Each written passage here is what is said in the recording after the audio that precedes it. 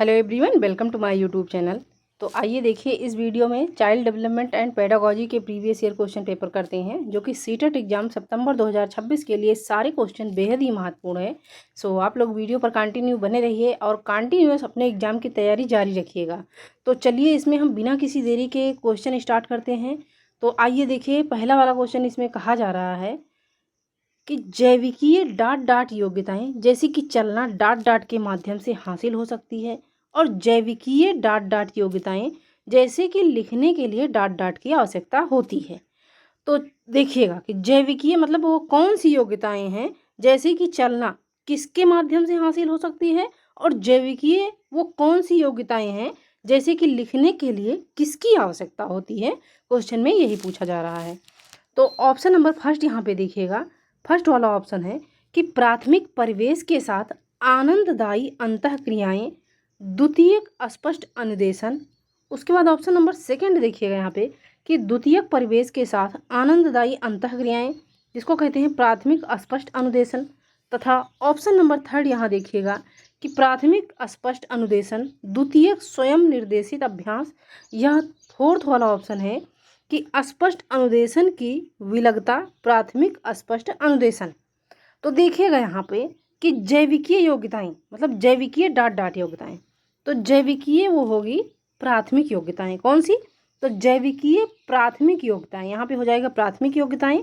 जैसे कि चलना, तो चलना किसके साथ आनंद जो है, देखिएगा यहाँ पे कि जैसे कि चलना, तो ये परिवेश के साथ आनंददायी अंतः के माध्यम से, किसके माध्यम से? तो परिवेश के साथ आनंददायी अंतः के माध्यम से हासिल हो सकती हैं। और जैविकीय योग्यताएं, तो ये क्रियाएं जैसे जैविकीय, देखिएगा यहाँ पे कि जैविकीय क्रियाएं योग्यताएं जैसे कि लिखने के लिए डाट डाट की आवश्यकता होती है, तो लिखने के लिए अस्पष्ट अनुदेशन की आवश्यकता होती है। ठीक है, तो यहाँ देखिएगा कि देखिए यहाँ पे कि जैविकीय प्राथमिक योग्यताएं जैसे कि चलना परिवेश के साथ आनंददायी अंतः के माध्यम से हासिल हो सकती हैं, और जैविकीय क्रियाएं योग्यताएं जैसे कि लिखने के लिए तो अस्पष्ट अनुदेशन की आवश्यकता होती है। तो आपका यहाँ पे राइट आंसर हो जाएगा ऑप्शन नंबर फर्स्ट। अब आइए देखिएगा अगला वाला क्वेश्चन। इस वाले क्वेश्चन में कहा जा रहा है कि विकास के संदर्भ में निम्नलिखित में से कौन सा कथन सही है। तो विकास के संदर्भ में पूछा जा रहा है कि कौन सा कथन सही है। तो ऑप्शन नंबर फर्स्ट है कि विकास पूर्ण रूप से केवल आनुवांशिकता का ही परिणाम है। तो भैया केवल है तो इसको आप काट दीजिएगा, ये आपका जो है देखते ही निगेटिव हो जाएगा ऑप्शन। उसके बाद देखिएगा ऑप्शन नंबर सेकेंड है कि विकास का क्रम विशिष्ट से सामान्य की ओर होता है, या विकास बाहर से केंद्र की ओर होता है, या विकास सिर से पांव की ओर बढ़ता है। तो देखिए कि विकास के संदर्भ में पूछा जा रहा है कि निम्नलिखित में से कौन सा कथन सही है। तो देखिए विकास के संदर्भ में जो सबसे सही कथन आपका है तो वो ये है कि विकास सिर से पांव की ओर बढ़ता है। यहाँ पे आपका राइट आंसर हो जाएगा ऑप्शन नंबर फोर्थ। अब देखिएगा अगला वाला क्वेश्चन। इस वाले क्वेश्चन में कहा जा रहा है कि प्राथमिक कक्षा के बच्चों के लिए निम्नलिखित में से कौन सा प्राथमिक समाजीकरण का कारक संस्था है। तो प्राथमिक कक्षा के बच्चों के लिए पूछा जा रहा है क्वेश्चन में कि निम्नलिखित में से कौन सा प्राथमिक समाजीकरण का कारक या संस्था है। तो पहला वाला ऑप्शन है निकटतम परिवार है, या ऑप्शन नंबर सेकंड है कि सांस्कृतिक धारणाएं हैं, या ऑप्शन नंबर थर्ड देखिएगा यहाँ पे कि धार्मिक संगठन है, या फोर्थ वाला ऑप्शन है कि मुद्रित संचार माध्यम है। तो देखिए कि प्राथमिक कक्षा के बच्चों के लिए पूछा जा रहा है क्वेश्चन में कि निम्नलिखित में से कौन सा प्राथमिक सामाजिकरण का कारक यानी कि संस्था है। तो देखिए प्राथमिक कक्षा के बच्चों के लिए जो प्राथमिक सामाजिकरण कारक या संस्था है तो बच्चे का निकटतम परिवार होता है। यहाँ पे सही उत्तर हो जाएगा आपका ऑप्शन नंबर फर्स्ट। अब देखिएगा अगला वाला क्वेश्चन। तो इस वाले क्वेश्चन में कहा जा रहा है कि जीन पियाजे के संज्ञानात्मक विकास के सिद्धांत के अनुसार बच्चे किस अवस्था में चिंतन को मानसिक रूप से प्रतिवर्तित कर सकते हैं। तो देखिए यहाँ क्वेश्चन में पूछा जा रहा है कि जीन पियाजे के संज्ञानात्मक विकास के सिद्धांत के अनुसार जो बच्चे होते हैं तो वो किस अवस्था में चिंतन को मानसिक रूप से प्रतिवर्तित कर सकते हैं, यानी वो अवस्था कौन सी होगी। जीन पियाजे ने जो है तो 4 अवस्थाएं बताई है। अब उन चारों अवस्थाओं में से तो वो कौन सी अवस्था होगी जिसमें बच्चे चिंतन को मानसिक रूप से प्रतिवर्तित कर सकते हैं।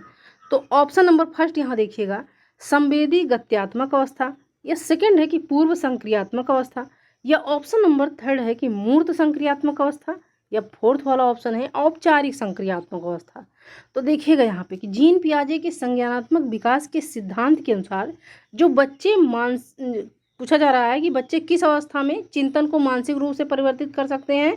तो देखिए बच्चे की अवस्था होगी वो मूर्त संक्रियात्मक अवस्था, यानी कि मूर्त संक्रियात्मक अवस्था में बच्चे चिंतन को मानसिक रूप से परिवर्तित कर सकते हैं अकॉर्डिंग टू जीन पियाजे।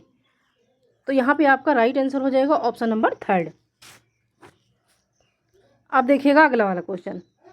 इस वाले क्वेश्चन में देखिए तो यहाँ देखिए कि जीन पियाजे के अनुसार हमारे मौजूदा स्कीमा में अनुभवों को लगातार सम्मिलित करने की प्रक्रिया को डॉट डॉट कहा जाता है। तो जीन पियाजे के अनुसार हमारे मौजूदा स्कीमा में अनुभवों को लगातार सम्मिलित करने की प्रक्रिया को क्या कहा जाता है। आत्मसात्करण कहा जाता है, या नेक्स्ट है कि समायोजन कहा जाता है, या ऑप्शन नंबर थर्ड है कि वर्गीकरण कहा जाता है, या फोर्थ वाला ऑप्शन है कि संकल्पना निर्माण कहा जाता है। तो चलिए देखिए कि जीन पियाजे के अनुसार हमारे मौजूदा स्कीमा में अनुभवों को लगातार सम्मिलित करने की प्रक्रिया को आत्मसात्करण कहा जाता है। राइट आंसर आपका हो जाएगा ऑप्शन नंबर फर्स्ट। अब आइए देखिएगा अगला वाला क्वेश्चन। तो इस वाले क्वेश्चन में कहा जा रहा है कि निम्नलिखित में से कौन सा सिद्धांत सीखने की प्रक्रिया में चर्चा और वाद विवाद को बहुत महत्व देता है। यानी ऐसा कौन सा सिद्धांत है जो कि सीखने की प्रक्रिया में चर्चा और वाद विवाद को बहुत महत्व देता है। तो पहला वाला ऑप्शन है कि B.F. स्किनर द्वारा प्रतिपादित व्यवहारवाद का सिद्धांत, या सेकंड है कि लॉरेंस कोहलबर्ग द्वारा नैतिक विकास का सिद्धांत, या ऑप्शन नंबर थर्ड है कि लेव वाइगोत्स्की का सामाजिक सांस्कृतिक सिद्धांत, या सिगमंड फ्रायड का मनोविश्लेषण सिद्धांत। तो क्वेश्चन में क्या कहा जा रहा है कि निम्नलिखित में से कौन सा सिद्धांत सीखने की प्रक्रिया में चर्चा और वाद विवाद को बहुत महत्व देता है। तो चर्चा और वाद विवाद को बहुत महत्व देने वाला सिद्धांत है लेव वाइगोत्स्की का सामाजिक सांस्कृतिक सिद्धांत। यहाँ पे आपका राइट आंसर हो जाएगा ऑप्शन नंबर 3। अब देखिए नेक्स्ट नंबर क्वेश्चन। इस वाले क्वेश्चन में कहा जा रहा है एक विद्यार्थी को किसी सवाल से जूझते देखकर उसकी अध्यापिका उस सवाल की भाषा को सरल करने और कुछ संकेत देने का निर्णय लेती है।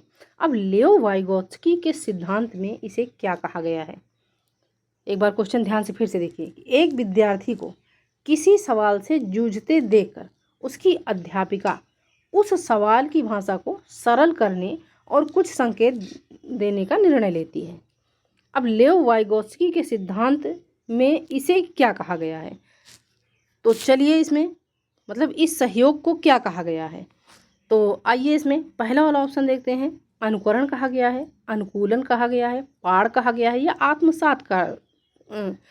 आत्मसात्करण कहा गया है। तो देखिए कि जब कोई विद्यार्थी किसी सवाल से जूझता है तो ऐसी सिचुएशन में उसकी अध्यापिका उस सवाल की भाषा को सरल करने और कुछ संकेत देने का निर्णय लेती है। अब यह लेव वाइगोत्स्की के सिद्धांत में इसे कहा गया है पाड़। पाड़ का मतलब होता है सहायता देना। तो यहाँ पे आपका करेक्ट आंसर हो जाएगा ऑप्शन नंबर 3। अब देखिएगा अगला वाला क्वेश्चन।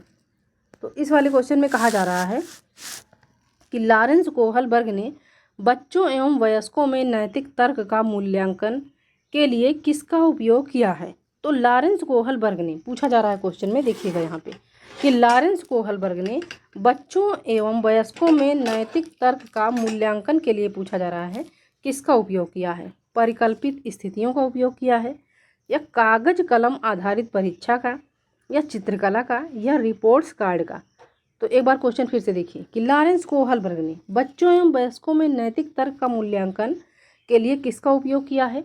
तो देखिए यहाँ पे कि लॉरेंस कोहलबर्ग ने बच्चों एवं वयस्कों में नैतिक तर्क का मूल्यांकन के लिए तो जो उपयोग किया है वो किया है परिकल्पित स्थितियों का उपयोग किया है। यहाँ पे आपका राइट आंसर हो जाएगा ऑप्शन नंबर फर्स्ट।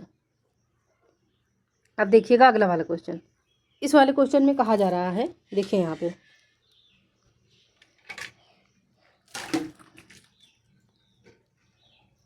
कि रचनावाद का समर्थन करने वाले किसे महत्व देते हैं। तो बताइएगा कि रचनावाद का समर्थन करने वाले जो होते हैं तो वो किसे महत्व देते हैं। तो पहला है कि बाल केंद्रित पाठ्यचर्या को, या सेकंड वाला ऑप्शन है कि सांस्कृतिक रूप से अनुत्तरदायी शिक्षण शास्त्रीय प्रविधियों को, या ऑप्शन नंबर थर्ड है कि व्यक्तिगत भिन्नताओं को अनदेखा करने को, या फोर्थ वाला ऑप्शन यहाँ दिया जा रहा है कि चिंतन की अभिसारी तरीकों को। तो देखिए, रचनावाद का समर्थन करने वाले जो महत्व देते हैं तो वो बाल केंद्रित पाठ्यचर्या को सबसे ज़्यादा महत्व देते हैं। तो यहाँ पे आपका राइट आंसर हो जाएगा ऑप्शन नंबर फर्स्ट। अब आइए देखिए अगला वाला क्वेश्चन। इस वाले क्वेश्चन में कहा जा रहा है कि बुद्धि लब्धि, जिसको कहते हैं IQ परीक्षण, बुद्धि लब्धि IQ परीक्षणों की आलोचना इसलिए की जाती है क्योंकि वे, तो बुद्धि लब्धि IQ परीक्षण की आलोचना किस लिए की जाती है। सांस्कृतिक विविधता को ध्यान में रखते हैं इसलिए की जाती है, या सेकंड वाला ऑप्शन है कि बुद्धि को विभिन्न क्षमताओं के एक समूह के रूप में मानते हैं इसलिए की जाती है, या ऑप्शन नंबर थर्ड है कि परीक्षण निष्पादन पर पर्यावरणीय कारकों के प्रभाव को नज़रअंदाज करते हैं, या फोर्थ वाला ऑप्शन है कि स्मृति, तर्क और मौखिक कौशलों के मापन में सामाजिक कारकों को ध्यान में रखते हैं। तो देखिए यहाँ पे कि बुद्धि लब्धि जो IQ परीक्षण है इसकी आलोचना इसलिए की जाती है क्योंकि इसमें क्या होता है कि परीक्षण निष्पादन पर पर्यावरणीय कारकों के प्रभाव को ये नज़रअंदाज करते हैं, इसीलिए की जाती है। तो यहाँ पे आपका जो है क्वेश्चन क्या है, निगेटिव है, तो निगेटिव के लिए आपको ऑप्शन निगेटिव ही ढूंढना पड़ेगा। तो आपका ऑप्शन कौन सा निगेटिव है, ऑप्शन नंबर थर्ड निगेटिव है। सो करेक्ट आंसर आपका हो जाएगा ऑप्शन नंबर थर्ड। अब देखिएगा अगला वाला क्वेश्चन। इस वाले क्वेश्चन में कहा जा रहा है कि भाषा और विचार के संदर्भ में निम्नलिखित में से कौन सा कथन सही है। तो भाषा और विकास के संदर्भ में पूछा जा रहा है कि निम्नलिखित में से कौन सा कथन सही है। तो ऑप्शन नंबर फर्स्ट है कि जीन पियाजे ने प्रस्तावित किया कि भाषा संज्ञान में सहायक होती है। उसके बाद सेकंड देखिए कि लेव वाइगोत्स्की ने प्रस्तावित किया कि भाषा का चिंतन पर कोई प्रभाव नहीं पड़ता, या ऑप्शन नंबर थर्ड है कि जीन पियाजे ने प्रस्तावित किया कि चिंतन करना भाषा को सीखने पर निर्भर करता है, या थर्ड है कि लेव वाइगोत्स्की ने प्रस्तावित किया कि भाषा चिंतन को सुसाधित करती है। तो यहाँ पे देखिएगा क्वेश्चन में क्या कहा जा रहा है कि भाषा और विचार के संदर्भ में निम्नलिखित में से कौन सा कथन सही है। तो भाषा और विचार के संदर्भ में जो आपका कथन सही है तो वो है ऑप्शन नंबर फोर्थ कि लेव वाइगोत्स्की ने प्रस्तावित किया कि भाषा चिंतन को सुसाधित करती है, ना कि निर्भर करना या फिर प्रभाव नहीं होता। ये सारे जो है तो ये सारे ऑप्शन नहीं होंगे। यहाँ पे आपका करेक्ट आंसर हो जाएगा ऑप्शन नंबर फोर्थ।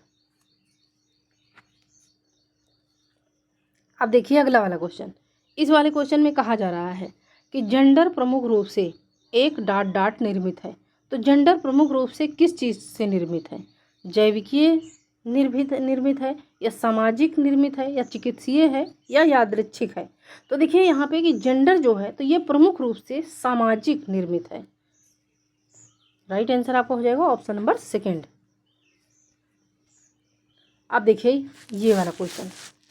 इस वाले क्वेश्चन में पूछा जा रहा है, अभिकथन ए कह रहा है कि विविध सामाजिक आर्थिक पृष्ठभूमि वाले विद्यार्थियों को आवश्यकताओं को पूरा करने के लिए एक शिक्षक को मानकीकृत पाठ्यचर्या अपनानी चाहिए, क्योंकि मानकीकृत पाठ्यचर्या सभी प्रकार की व्यक्तिगत भिन्नताओं को ध्यान में रखती है।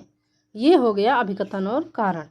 अब यहाँ पे 4 विकल्प दिए जा रहे हैं। पहला है कि ए और आर दोनों सत्य हैं और आर ए की सही व्याख्या करता है, या ए और आर दोनों सत्य हैं लेकिन आर ए की सही व्याख्या नहीं करता, या ए सत्य है आर असत्य है, या ए और आर दोनों असत्य हैं। तो देखिएगा यहाँ पे कि विविध सामाजिक आर्थिक पृष्ठभूमि वाले विद्यार्थियों की आवश्यकताओं को पूरा करने के लिए एक शिक्षक को मानकीकृत पाठ्यचर्या अपनानी चाहिए।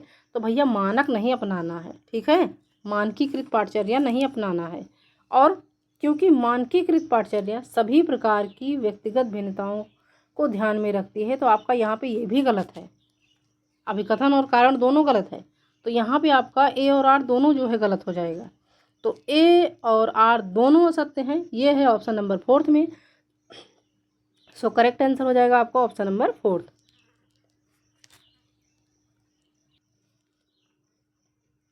अब देखिए अगला वाला क्वेश्चन।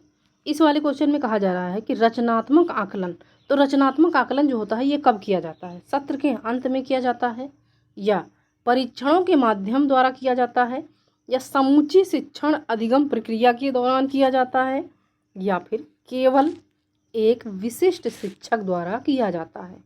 तो भैया रचनात्मक आकलन पूछा जा रहा है आपसे, तो रचनात्मक आकलन सत्र के अंत में नहीं किया जाता है, जबकि मूल्यांकन किया जाता है सत्र के अंत में। ठीक है, और परीक्षणों के माध्यम द्वारा किया जाता है तो ये भी नहीं होगा। ठीक है, समूची शिक्षण अधिगम प्रक्रिया के दौरान किया जाता है, या फिर केवल एक विशिष्ट शिक्षक द्वारा किया जाता है। तो केवल तो लगा है, तो इसको आप पहले ही काट दीजिए, ये आपका निगेटिव हो जाएगा, ये नहीं होगा। तो रचनात्मक आकलन जो है ये किया जाता है समूची शिक्षण अधिगम प्रक्रिया के दौरान किया जाता है, यानी पूरे साल रचनात्मक आकलन किया जाता है। तो यहाँ पे आपका करेक्ट आंसर हो जाएगा ऑप्शन नंबर 3। अब देखिएगा अगला वाला क्वेश्चन। इस वाले क्वेश्चन में कहा जा रहा है कि निम्नलिखित में से कौन से उपागम के द्वारा विद्यार्थियों में समालोचनात्मक चिंतन को बढ़ावा देने की संभावना है? यानी वो कौन सा उपागम है जिसके द्वारा विद्यार्थियों में समालोचनात्मक चिंतन को बढ़ावा देने की संभावना होती है? तो फर्स्ट है कि बंद अंत वाले तय आधारित प्रश्न पूछना, या सेकंड है कि परिकल्पनाओं को विकसित करने में विद्यार्थी को सहयोग देना, या थर्ड है कि अभिसारी चिंतन को बढ़ावा देना, या ऑप्शन नंबर 4 है केवल पाठ्यपुस्तकों को द्वारा पढ़ाना, यानी केवल पाठ्यपुस्तकों द्वारा पढ़ाना। तो ये भैया आप इसको देखते ही काट दीजिए, ये नहीं होगा, केवल पाठ्यपुस्तकों द्वारा पढ़ाना, तो केवल ये आपका गलत है। ठीक है, अब देखिए यहाँ पे अभिसारी चिंतन को बढ़ावा देना, तो देखिए यहाँ पे कि निम्नलिखित में से कौन सा उपागम या कौन से उपागम के द्वारा विद्यार्थियों में समालोचनात्मक चिंतन को बढ़ावा देने की संभावना है? तो देखिए विद्यार्थियों में समालोचनात्मक चिंतन को बढ़ावा देने वाला जो उपागम होगा तो वो हो जाएगा परिकल्पनाओं को विकसित करने में विद्यार्थी को सहयोग देना, सहयोग प्रदान करना। यहाँ पे आपका पॉजिटिव ऑप्शन है, तो पॉजिटिव के लिए आपका पॉजिटिव आंसर ये है option number 3। So correct answer आपका हो जाएगा ऑप्शन नंबर 3।